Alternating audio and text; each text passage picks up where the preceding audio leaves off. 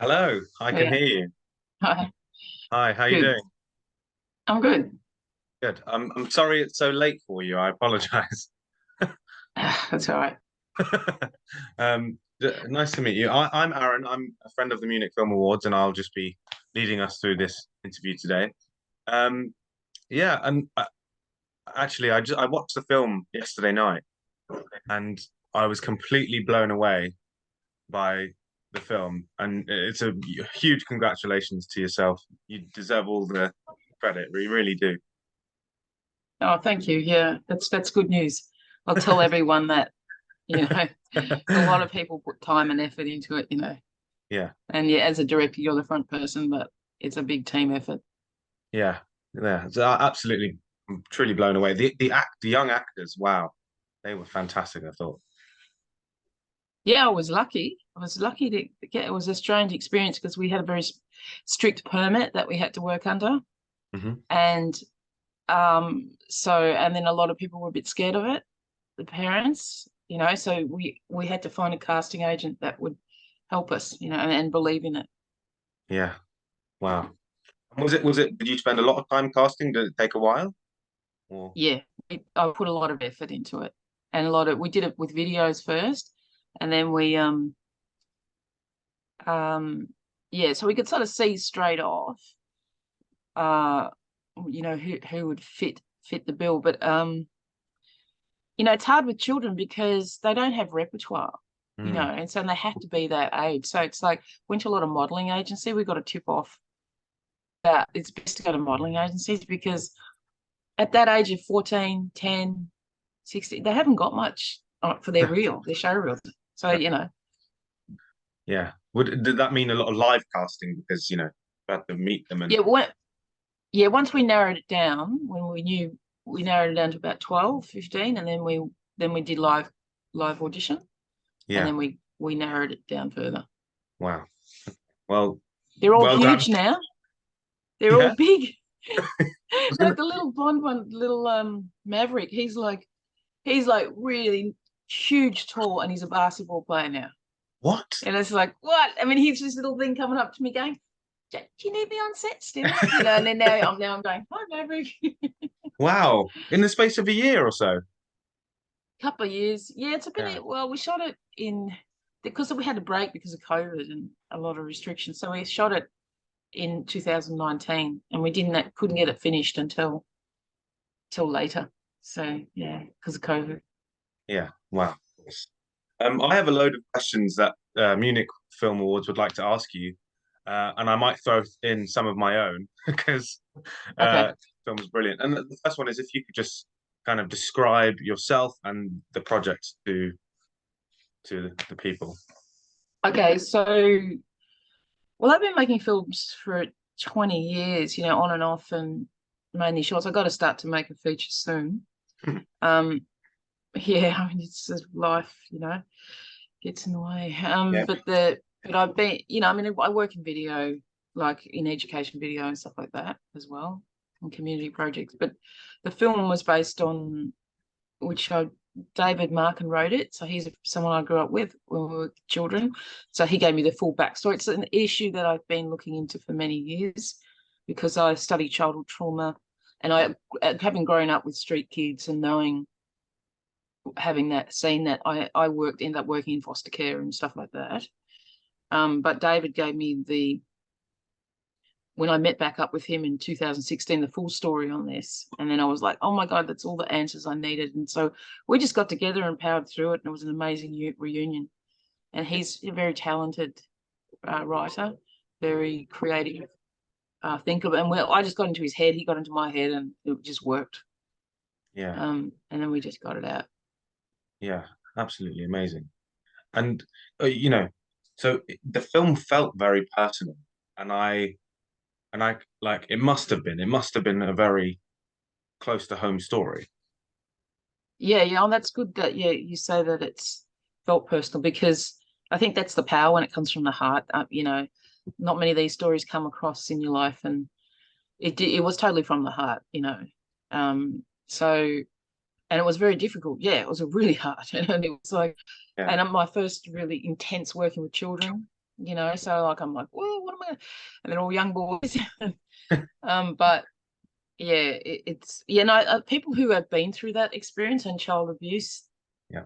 or have trauma in their years, they actually they said positive things, and that's when I feel like I've win. They get it straight away. So Yeah. many people I've said, they go, oh, you know, I cry every time I see it, and because I understand it, and that's, I think, the most rewarding thing, 1000%. because Yeah. it means I'm speaking to the people who've been through it and they understand it, and I got it right. Yeah, that must be a relief actually after all this time and effort. Yes, yes, it is. It's making films. Why do we do it? And I had a really good question. I read a little bit about you, of course, and I saw that you had a degree in psychology and visual arts. And I was really interested to know, like, is that something you try and put a lot of psychology into your filmmaking? Is it something that you really do a lot of work in? Not really, not consciously, no. Um, but I guess they sort of came together. I mean, I'm a bit older, and when I went to college, they didn't have film courses. You either go to the Victorian College of the Arts, but it was hard. Studying film at bachelor degrees level was a lot harder.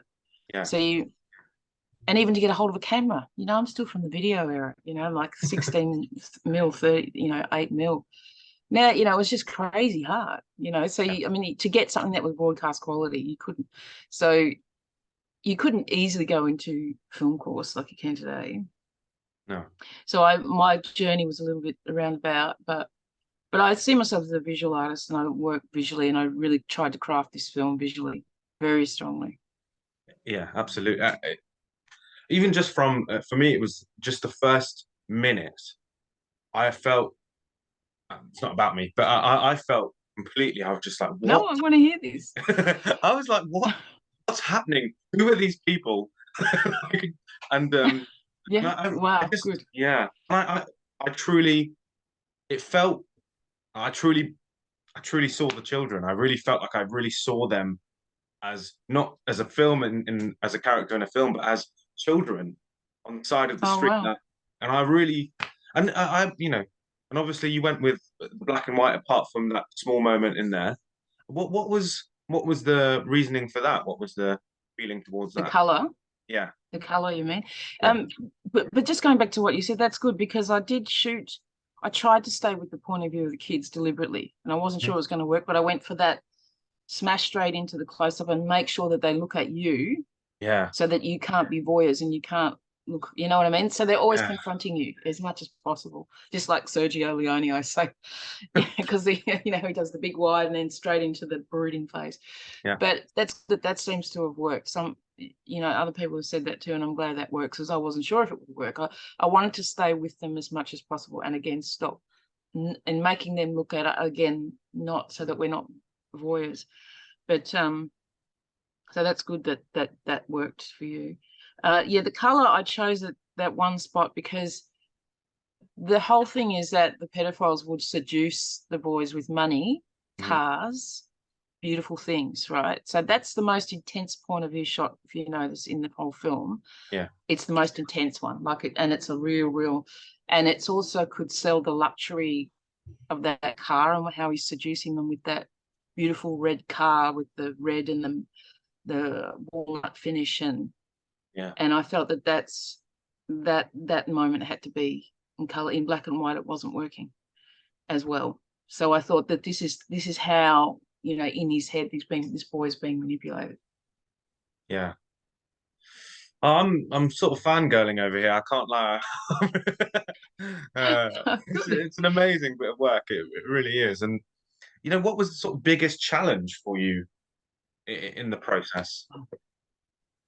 There were so many challenges, but in Victoria, in Victoria, we have very strong child permit office, and it's cracked down quite heavily on, mistreating children in productions, in Right. film and TV. So they make sure you go through this elaborate process of getting a permit. And of course, when they read the script, they were just, we can't have kids doing this. They have to be 16. And I go, but they can't be 16 because Yeah. it defeats the purpose. And so that was a very difficult process getting through to them, and they were very worried that if they ticked it off, that that they wouldn't get it right, etc. So that was really difficult. And then having to write on the fly, because we had a whole lot of holdups and they weren't sure what they were doing, and so we had to adjust things on the fly. Suddenly, we couldn't, the drug use in it, without trying to give a spoiler there, but I think people would expect that. Like, we had to kind of figure out ways to imply things. But that was kind of the challenge. It was a good challenge. I was always going to make it implied. You don't have to be graphic with this kind of stuff to tell the message. And using hallucination was the way, because I love to do that in my films, and magic realism, imaginary characters and the psychological projected. So that was a good method to get inside their heads, and show things that you couldn't show.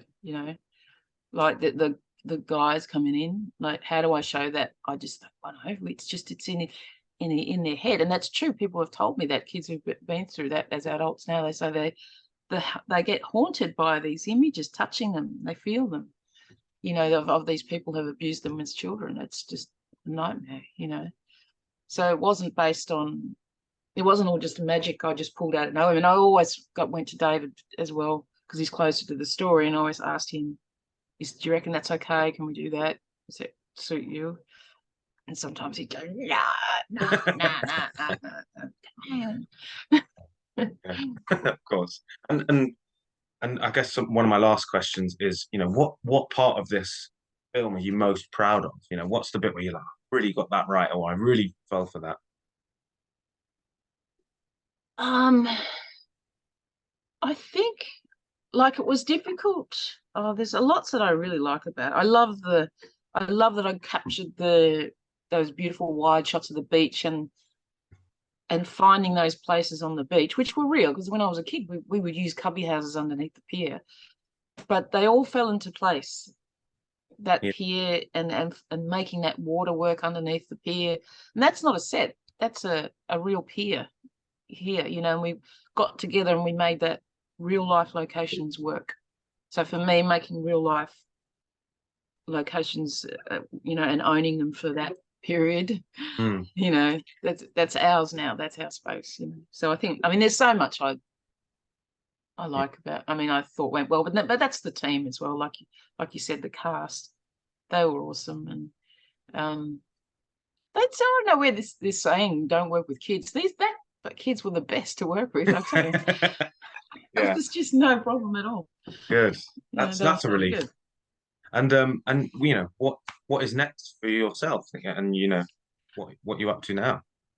Yeah, well, I've just got funding to do another short film. I finished it and it's in the edit suite, and I'm really pleased with that too. I'm continuing my kind of trying to get. I feel like my language is maturing, and it's getting distinct. It's sort of the tricks that I do and stuff. It's I'm having fun now a lot more than I used to, because I got a lot more control and I know what I want to do. So that's get that in post, and I've got to write this feature film. Yes, yeah, I'm sure you do. And well, I'm a bit of a fan. I'm a bit of a fan, so I look forward to seeing whatever you do next, to be completely honest. And thank you. and for future, younger filmmakers out there, what's the bit of advice you would give them? There's so much. I give a lot of advice to the alumni students, people. They ask me. I guess I'd say just keep doing, and don't feel like you have to do a particular genre or a particular thing to be successful. I don't know. It depends. Decide if you're going to be an auteur and an artist, or whether you want to do mainstream. You can do both, but just don't be intimidated by people telling you what you should be doing. Just follow your instincts and stay with the passion. Stay with the reason why you like to tell stories with film. Stay with that and keep reminding yourself that that's your truth, and you don't have to. Yeah. Anyway, I don't know. Yeah, no, that's fantastic advice. And I know it's late for you. I won't hold you for too long. And just another huge congratulations on your film. And we really look forward to seeing what you do next. So please keep sending them to us. And yeah, you're definitely we'll be sending stuff to you guys. Thank Please you do. so much for the award, because that was a big thrill for us, Yeah, and that helps me, it helps your self-esteem and all the pain we went through. We need some rewards. We just picked up one in Canberra in our Australia as well. Best amazing. director and best film. Yeah. So that's good. Yes. And Yeah. do you feel like you're on the right path? Do you feel like you're getting recognized in the right ways? And Yeah, yeah. But you got to keep it up. That's another thing with advice. You got to keep it up, the momentum. It's very quick to be lost. You got to keep moving, keep doing another one. Don't, even though it's exhausting and you're unsupported because you're doing art films. Next one, I hope to get proper funding. You just got to keep your momentum going. yeah, That's what I think. Yeah. well, you seem to be on a roll. I hope so. Fingers crossed. I'll just keep doing it. I keep doing it because I love it. Yeah, exactly. Well, thank you so much for your time. It's been an absolute honor talking to you tonight. And yeah, all the best with everything, and I'm sure we'll speak to you soon.